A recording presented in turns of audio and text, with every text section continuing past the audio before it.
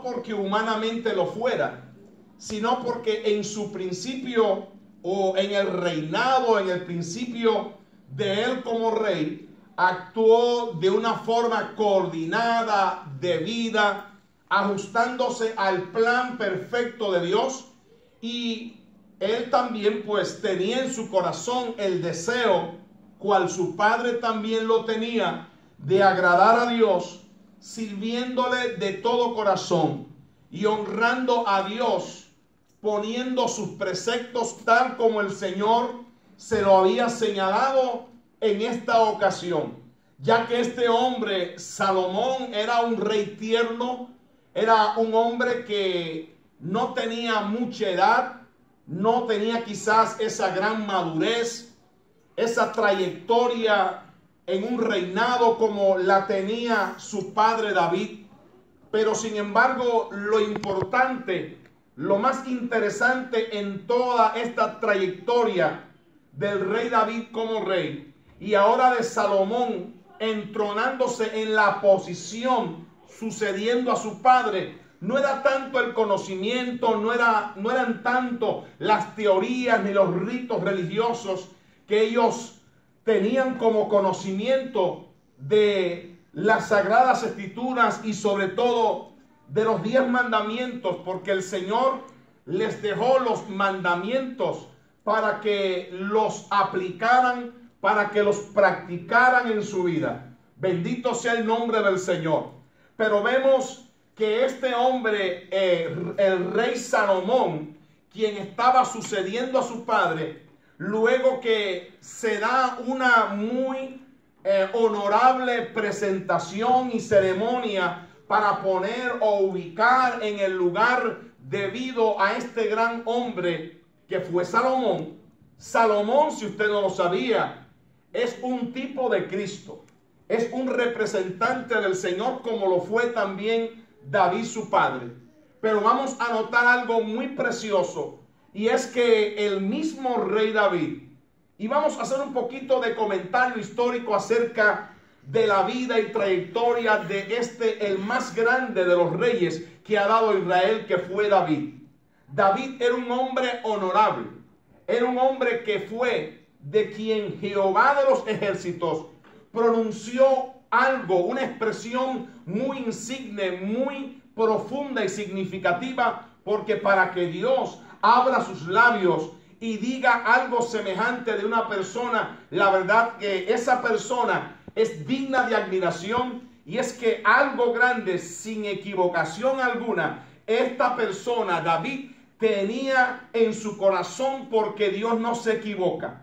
Nuestro Dios es infalible y la palabra del Señor también lo es, lo que significa que no existe equivocación cuando el Señor dictamina o dice o promete algo. La palabra del Señor, como la expresión de promesa de nuestro Dios, de nuestro Padre Celestial, es sí, sí y no, no. Igualmente a nosotros nos enseña que nuestro sí sea sí y nuestro no sea no, porque lo que es de más de esto, de mal procede. Y cuando el Señor dice algo en su palabra, eso tiene que darse al lugar en el cumplimiento total o cabal de las expresiones proféticas y todo lo que por demás el Señor, o aparte de la profecía, el Señor diga en las sagradas escrituras. Pero vamos a ver, notando que el Señor nos quiere bendecir. El Señor tiene una multitud de promesas para bendecir a su pueblo. Yo no sé de los que están aquí presentes si alguien no quisiera la bendición del Señor. Yo creo que, como decía el hermano Carlos hace un rato, el Señor nos da una bendición refrescante, renovadora, día a día. Y el Señor lo dice bien claro en su palabra, que Él quiere que nosotros seamos bendecidos y tengamos salud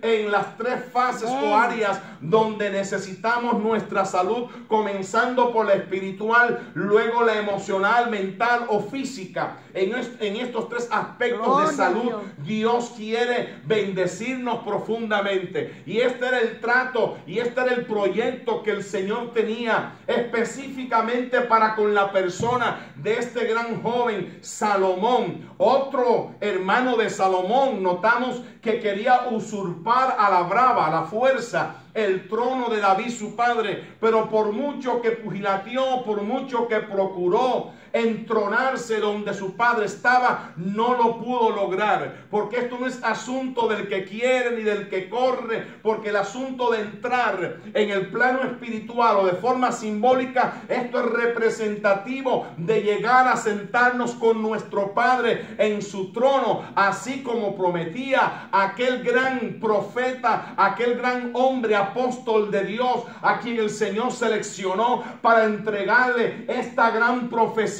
apocalíptica. Dice que el Señor le dijo a él: yo me he sentado en el trono de mi Padre, así que yo espero que también ustedes logren poder sentarse conmigo en mi trono, como yo me he sentado con mi Padre en su trono. Yo no sé cuántos esperan y aguardan esa bienaventurada esperanza de nuestro Señor Jesucristo, prometida por Él, de verle la cara a Dios. Pero una de las cosas grandes que deben de marcar nuestra vida no es tanto marcar la Biblia, sino que la Biblia nos marque a nosotros. Y esto debe ser de forma consecutiva. Esto debe ser un añoro profundo en nuestros corazones. El gran deseo de querer agradar a Dios en nuestros pasos, en nuestra vida, en nuestra conducta. Note usted que una de las cosas resaltantes en esta estrofa bíblica es que Dios le pide algo en especial a Salomón, como también se lo vio y se lo pidió, se lo exigió a su antecesor, su padre David, y era su corazón. Si algo Dios pide de nosotros, hermanos amados, es nuestro corazón. Por eso es que el Señor dice en su palabra que sobre toda cosa guardada, guarda tu corazón, porque de él mana la vida. Quiere decir que toda nuestra vida está centrada en el sentimiento, en nuestros sentimientos, en nuestras voluntades, en nuestra forma de pensar, en nuestras maneras de canalizar las cosas y sobre todo en especial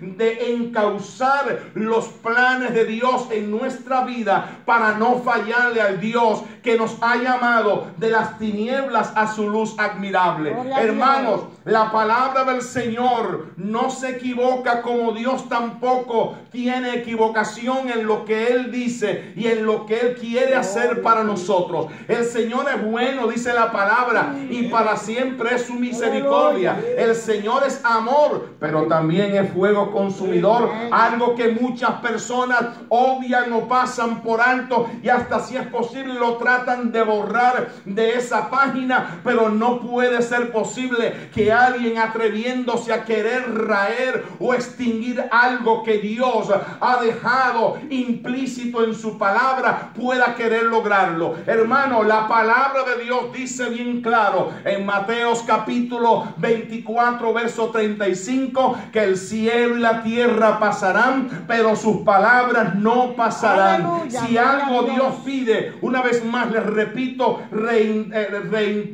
reitero esto que es tan importante de nosotros, es el corazón, es el sentimiento, es la forma de nosotros pensar cómo debemos llevar hacia adelante el plan de salvación que el mismo Señor ha diseñado a través de Cristo Jesús en nuestros corazones. Algo maravilloso, algo importante que a mí me llama la atención en este gran llamado del rey David a este hombre Salomón, es que lo llama y le dice, escuche lo que dice el verso 6, y me ha dicho: Salomón, tu hijo, él edificará mi casa y mis atrios, porque a este he escogido por hijo, y yo le seré a él por padre. Asimismo yo confirmaré su reino para siempre. Mire lo que le dijo el Señor, lo que le prometió Dios.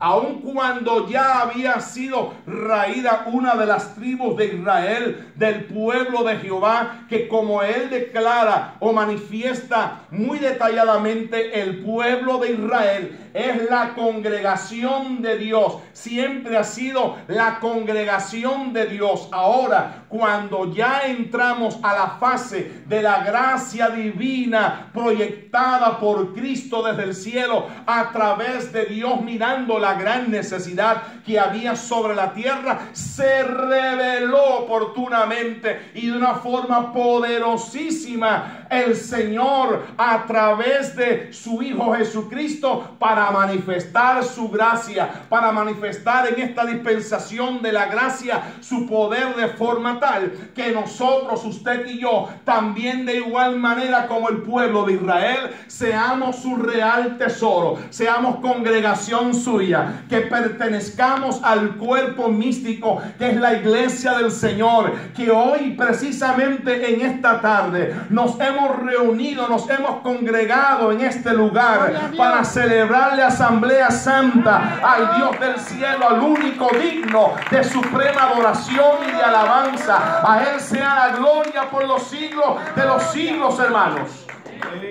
Pero no puede recibir Dios una alabanza. No puede el Señor aceptar una ofrenda de adoración, ni de homenaje, ni de ovación, de aplausos, de un corazón que no se conserve recto y limpio delante de Él. Gloria a Dios. Porque hay que estar limpio delante del Señor, no solamente en el templo. Gloria a Dios. No es asunto de presentar una imagen ficticia o llena de fantasía o simplemente con rasgos de irrealidades que no existen. Hay que presentarse al Señor santo, puro, limpio. Hay que conservarse para Dios, porque el mismo Señor lo dijo en el Salmo 24. ¿Qué fue lo que dijo el Señor? Dijo: bienaventurados los limpios de corazón, porque ellos verán a Dios.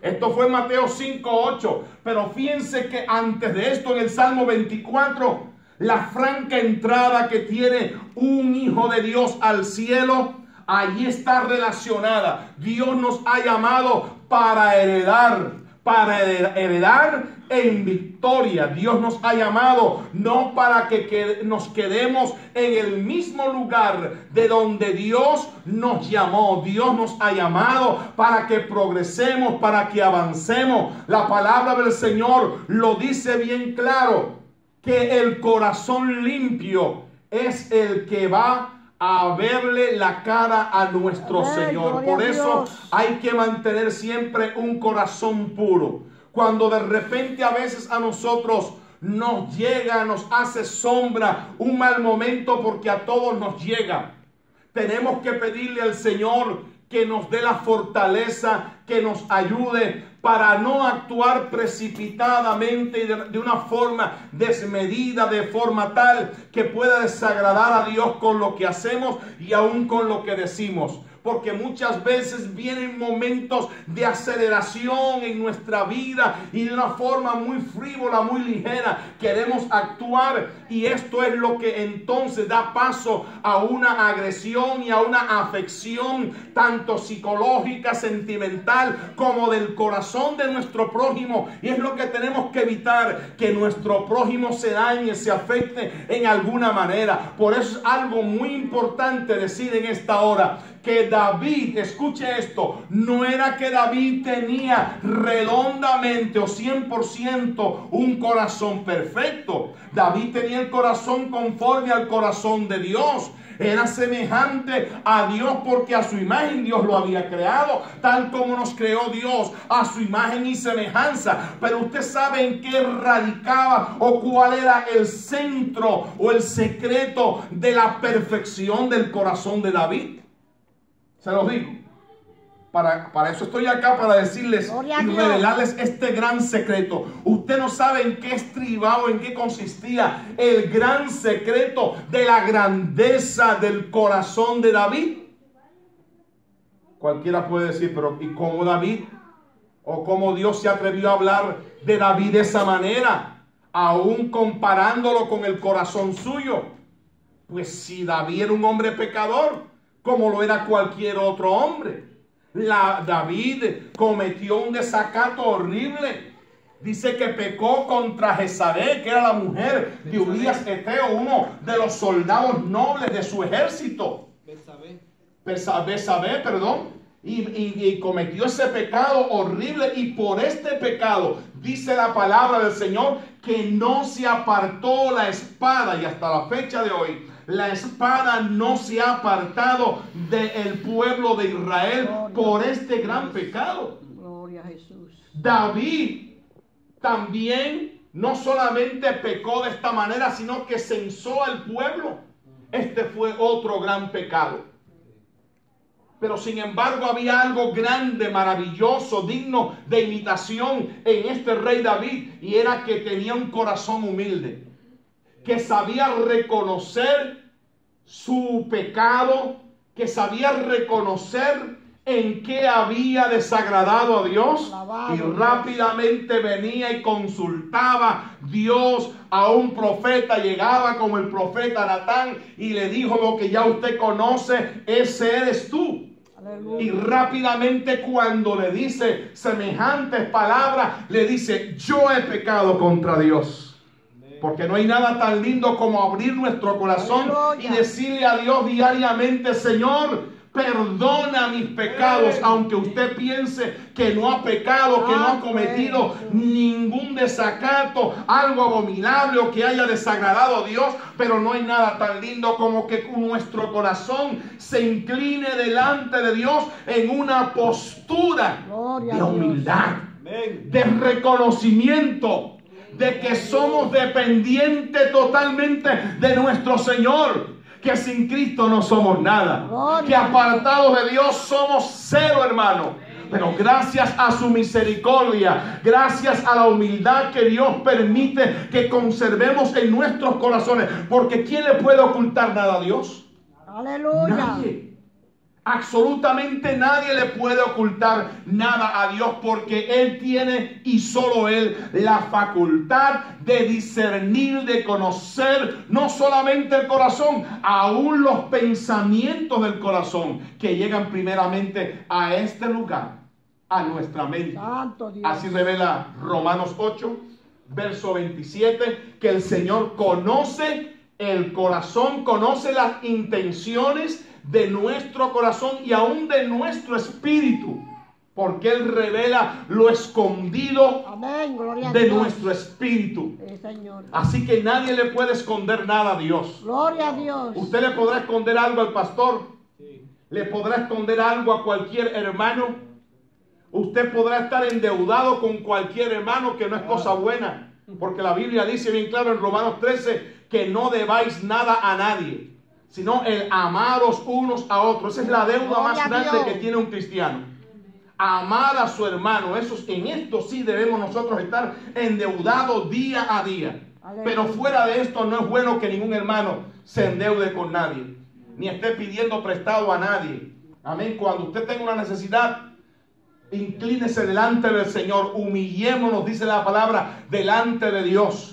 Y Dios concederá todas las peticiones de nuestro corazón. Porque ¿sabe lo que pasa? Que cuando surgen estas cosillas dentro de la iglesia, del cuerpo del Señor, que viene a alguien y le pide dinero prestado, hermano, mire, se forman a veces unos chanchullos. Se forman a veces unos, dime que te diré, unos problemas grandes. Amén, unos problemitas chiquititos, así se hacen gigantotes. ¿Por qué razón? Porque estas personas son malamañosas, tienen esa maña de estar pidiéndole. Oiga, le deben, como dice por ahí el refrán católico, le deben a todo santo una vela. Por favor, yo creo que hay que abstenerse y vivir por fe, conforme a la capacidad adquisitiva. Económicamente hablando, Dios le da a usted una capacidad. Entonces hay que vivir conforme a esa capacidad que Dios nos ha dado. No nos vamos a exceder o extralimitarnos y llegar o querer llegar mucho más allá, aspirando o ansiando tener lo que el semejante, el prójimo tal o más cual tiene. No, si él tiene, yo tengo que tenerlo. Gloria a Dios. Yo recuerdo que al lado de mi casa un americano se compró un carro de lujo bien tremendo, bonito, en color morado, precioso, con todos los power. Y miren, creo que pasó el siguiente día y el hindú de al lado se compró un carro igualito del mismo color con todos los power. Porque eso pasa, hermano. Y aún, no es menos cierto, sucede hasta en la viña del Señor. Que se ve a alguien que está avanzando, que Dios lo está bendiciendo en muchas áreas de su vida. ¿Por qué razón? ¿Cuál es el secreto de la bendición? Porque le son fieles a Dios. Amén, gloria a Dios. Porque hay muchos que no les gusta que le hablen de los diezmos. Gloria a Dios. Pero el hermano lo decía hace un rato, usted quiere ver la bendición del Señor, séale fiel en sus diezmos. Amén. Sorprenda. Yo sé que en esto no hay mucho amén, no hay mucho gloria a Dios. Se acaban los aplausos, empiezan las muecas, empiezan los ojos a esconderse y muchas otras cosas suceden. Pero esto es palabra del Señor. Amén. Esto es palabra de Dios. ¿Usted quiere la bendición del Señor? Pues sencillamente ubíquese y dígale al Señor: Señor, yo quiero funcionar conforme a tu corazón. Por eso, hermanos, la palabra del Señor nos enseña que siempre debemos estar nosotros meditando en su ley de día y de noche y estando también en la posición de intercesor o de intercesores, en plural, hablando, porque no solamente es a uno a quien le compete la responsabilidad de velar o salvaguardar por la salud espiritual de sus hijos, de su familia. No es a un hombre o no es al hombre nada más, es a la mujer también. Es a todos los que estamos en casa, que tenemos ya de Dios dada la capacidad de poder ministrar, de poder interceder por nuestros hijos. Miren lo que dice el capítulo 1 del libro de Job, verso 5. Dice que Job se levantaba todas las mañanas y él decía: ¿acaso o por si acaso mis hijos han pecado contra Dios?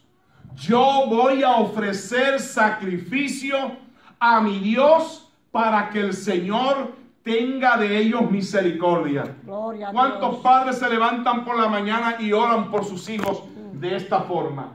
Hay que sacrificar a Dios nuestro tiempo, nuestra devoción. Hay que pedirle al Señor que nos ayude, pero que también ayude a nuestra familia, a nuestra prole, a nuestros hijos que se están espigando, que están creciendo y que están creciendo, no es menos cierto, hoy más que nunca, en medio de una sociedad corrompida.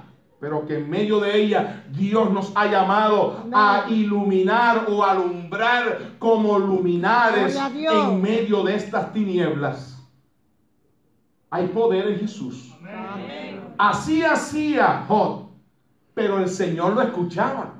Aleluya. El Señor escuchaba y vemos que los hijos después pasó lo que pasó. Vino todo este vendaval de prueba a la persona de Job. Pero él siempre estaba dispuesto a clamar por sus hijos. Estaba dispuesto a clamar por su familia. Vemos, hermanos, porque miren qué importante es comenzar bien, pero seguir bien en el camino del Señor. Gloria a Dios. Hay muchísimos que levantan la mano, pero no abren el corazón. Hay otros que abren el corazón, levantan la mano, pero como siempre digo, después usted no lo ve ni en foto porque levantaron el pie. No hay quien le vea ni en sombra.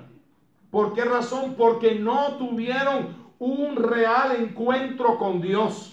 Porque la persona que tiene un verdadero encuentro con Cristo se arraiga, se solidifica, se concentra en Dios, honra a Dios por encima de todas las cosas. Aleluya. Está siempre con esa pendiente de con qué puedo yo agradar o qué es lo que debo hacer hoy para agradar a mi Dios que me ha salvado. Porque quiero decirles que por encima de Dios no hay hombre, ni hay mujeres, ni hay niños, ni hay hijos, ni hay abuelo, ni hay suegra. Mira que yo quiero tanto a mi suegra, ni mi suegra. Amén. No hay nada por encima de Dios. Dios está primero. Amén. Y eso fue lo que le dijo el Señor a Salomón. Si no te apartares. Aleluya. Y miren lo que le digo, lo que dijo el Señor. Dice, miren lo que dice el verso 8, dice la parte final. Guardad e inquirid todos los preceptos de Jehová. Pero miren lo que dice también en el verso 9 en la parte final.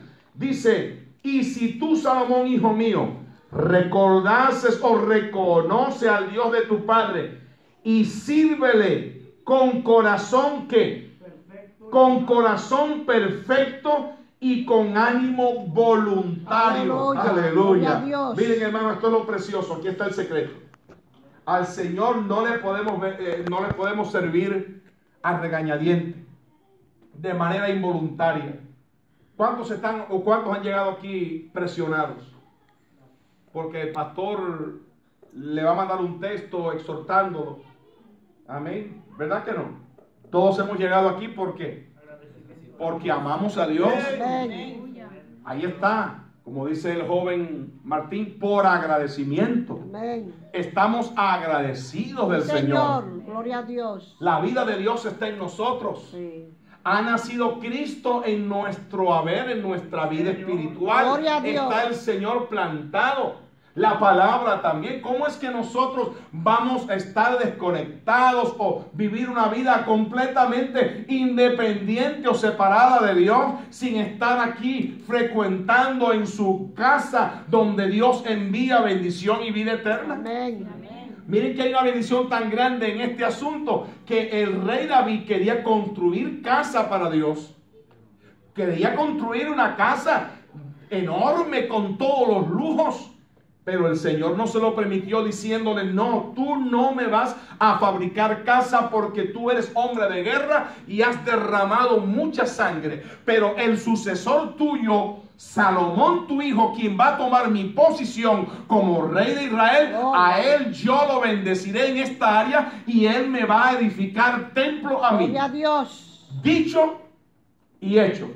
Le construyó templo al Señor. Aleluya. Y Dios nos ha mandado a nosotros también a que construyamos, a que cada día edifiquemos nuestra casa, nuestro templo espiritual. Usted no sabe que nosotros somos templo del Espíritu Santo. Somos morada de Dios en el Espíritu. El Espíritu Santo de Dios está morando dentro de nosotros y tenemos que cuidar que el Espíritu Santo del Señor no se vaya a entristecer porque estamos haciéndolo inadecuado. Gloria a Cristo. Ven ustedes qué importante. Gloria al Señor. Después que Salomón fabrica el templo, ¿qué es lo que sucede? El primer error que Dios ya se lo había anunciado que no debería él incurrir en semejante error, era el mirar a las mujeres vecinas, las mujeres de los pueblos paganos, las mujeres de esos pueblos que eran politeístas o adoradores de millares de deidades. Y dice que comenzando con la hija de Faraón, se casó con ella y luego dice la palabra que comenzó a inclinar su corazón a las mujeres de Moab, las moabitas, a las de Amón, las amonitas, a las de Edom, las edomitas, y por ahí, hermano, empezó a enamorarse. Y dice que llegó este hombre a tener, yo nunca he visto un caso así, jamás y nunca, ni alguien semejante o alguien que se asemeje al caso de Salomón de ser tan mujeriego. Usted sabe que son 700 mujeres y 300 concubinas. Si a veces el que tiene uno no puede con ella. Y este hombre es 700 reinas y 300 concubinas. Pero entonces empezó a declinar delante de Dios, desagradando al Señor con lo que estaba haciendo. Y no tan solo porque él se hacía el autosuficiente. Él pensaba que era fuerte y decía, no, yo no voy a caer, yo no voy a pecar. Se decía dentro de su corazón seguramente porque los hechos lo están diciendo. Él se estaba como que autoasegurando a sí mismo, pensando de que no iba a desagradar a Dios jamás. Pero se equivocó. Dice la palabra del Señor que las mujeres, cuando ya él era adulto, cuando ya estaba un poquito maduro de edad, dice que las mujeres lo hicieron inclinar para que adoraran al dios Milcón y a otros dioses paganos también, a los cuales no solo les prestó culto o les rindió pleitesía y adoración, sino que también les fabricó un inmenso altar a cada uno de esos dioses. A Quemos también, a Astarot, a Milcón, a todos esos dioses paganos le hizo un altar, y dice que se inclinó y adoró delante de esos altares porque las mujeres pervirtieron el corazón de este hombre. Sí, Señor. Por eso es que Dios nos manda, hermanos míos, Alabado Dios. a que cuidemos por encima de todo nuestros corazones. Porque la Biblia dice bien claro que engañoso es el corazón más que todas las cosas. ¿Qué usted cree que puede ser más engañoso que el corazón? ¿La mente? No, es el corazón. Y cuando estamos hablando del corazón, se refiere también a la voluntad propia del ser humano, que va o que quiere tener siempre tendencias en contra de la perfecta voluntad de Dios. Hay que tener cuidado porque la voluntad del Señor es agradable, dice Romanos 12, verso 2, es agradable y es perfecta. Y no hay nada tan precioso como cuando el pueblo de Dios quiere hacer su voluntad. Alabado Dios. No le falta la bendición del Señor. No le falta sobre todas las cosas la presencia de Dios en su vida. Gloria a Dios. Miren, a mí que me falte el plato de frijoles, me falte la comida, me falten los tacos, porque ya yo me considero mexicano, que me falten las pupusas, porque me considero ya salvadoreño, que me falten los chuchitos, porque me considero guatemalteco, y por ahí todas las comidas me asocio con ellas, y que me falte todo eso, gloria al Señor, que falte la comida que regularmente traje la hermana Rosa y la hermana Digna, amén. Dios bendiga a estas hermanas que siempre están pensando en nosotros como pastores. Amén. Gloria al Señor, pero que me falte todo, pero que no me falte Dios. Aleluya. Gloria a Dios. Pues hay algunos que dicen, no, que no me falte mi familia, que no me falte mi esposa. Si falta Dios, no se preocupe, que Dios en cualquier momento va a llegar otra vez. Lo tienen en su vida como algo secundario, como algo de poca importancia. Alabado Lo Dios. más importante que hay en nuestras vidas es Dios. Ven. Aleluya. Gloria a ¿Cuántos Dios. tienen a Dios como lo más preponderante y lo más importante en su vida? Amén. Gloria a Dios. No hay nada tan importante, no cree usted que lo hay. Gloria a Dios. Porque mire, una de las cosas que comenzó a hacer errar el corazón de Salomón y a dar pasos torcidos, precisamente fue la riqueza. No solamente fueron las mujeres, las riquezas que este hombre poseía, que al final él mismo en sus proverbios tuvo que decir: vanidad de vanidades, todo es vanidad. Sí, Señor. Ha dicho el predicador. ¿Quién fue el que lo dijo? Salomón. Salomón. Él no se equivocó en lo que decía. Y mira que buscó bendiciones y bendiciones y se ofuscó y sin sosiego, sin paz alguna, buscaba las bendiciones materiales que son pasajeras, y al final el hombre se tornaba y se sentía frustrado delante de los ojos del Señor, porque él sabía que todo en la tierra es vanidad. Amén. Pero lo más